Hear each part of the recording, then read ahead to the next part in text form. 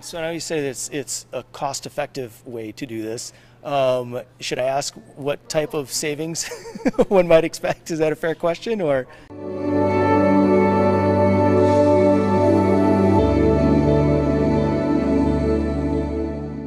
This is Nolan of PostProduction.com, and I have Keith and Michael of Pixspan, and we are here at SMPTE, the conference, and you guys just did a session on raw camera. Is that right? Raw camera workflows. Raw camera workflows. Okay, so Right. how does that benefit all the way, I guess, from the producer, the production, all the way through to post-production?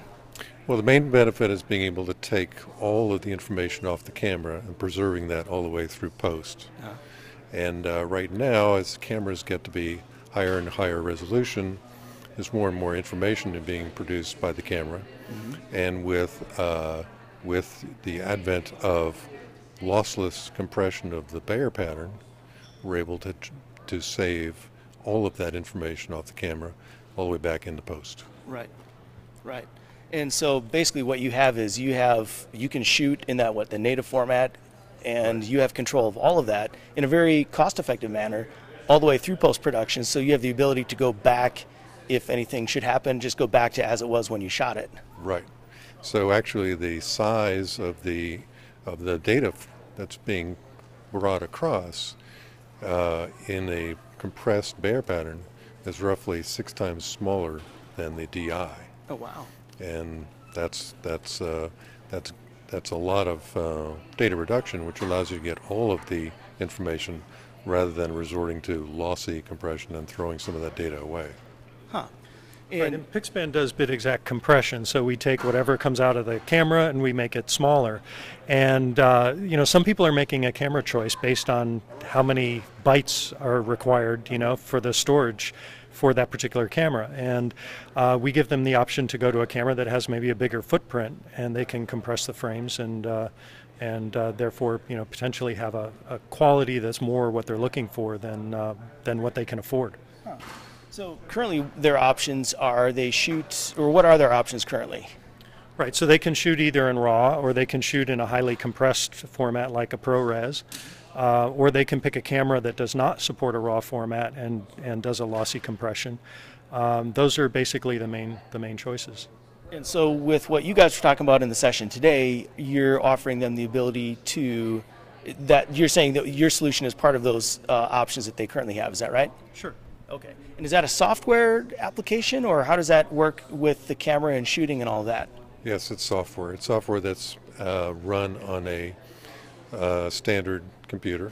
Okay. That will just take the data and reduce it in size and Right. put it on storage. And over time we will be miniaturizing the solution, so from a server-based software product to a chip, an ASIC or an FPGA, and that'll allow that solution to be embedded in a lot of different applications. Huh. Wow. And so now you say that it's a cost-effective way to do this. Should I ask what type of savings one might expect? Is that a fair question, or? So the typical savings that we would expect from the camera raw is about 50%. Really? So that's 50% in many different ways that you get. It's both savings on the storage, savings on the bandwidth to transmit it digitally, right, and then also double the speed on the same amount of bandwidth. So if you're shooting something in one of the really big cameras, one of the really high-res cameras, and you have a petabyte of raw camera footage, then that petabyte can turn into a half a petabyte. If a petabyte's going to cost you, I don't know, let's say $500,000, you potentially could save $250,000 on your storage. Wow. So how does that work, Wayne? I mean, it sounds like you're bouncing that up to the cloud and somebody may pull that down.